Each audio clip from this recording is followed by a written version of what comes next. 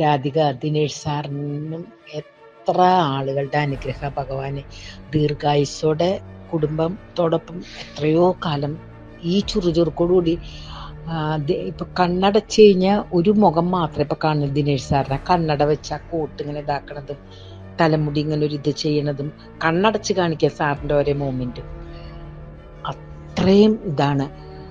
ഒരു ദിവസം എനിക്ക് വരും എന്നുള്ള ഉറച്ച വിശ്വാസം എനിക്കുണ്ട്. സാറിന്റെ മുമ്പിൽ നിന്ന് എനിക്ക് എൻ്റെ അനുഭവം പറയാനുള്ള ഒരു അവസരം എനിക്ക് കിട്ടും. അതെനിക്ക് നല്ല ഉറച്ച വിശ്വാസമുണ്ട്. പിന്നെ അഡ്മിൻ എന്ന് പറയുമ്പോൾ എനിക്ക് രാധികയെ മാത്രമേ എൻ്റെ മനസ്സിലുള്ളൂ. പിന്നെ ആരെന്താന്ന് ഞാൻ അന്വേഷിച്ചിട്ടില്ല, കണ്ടിട്ടില്ല.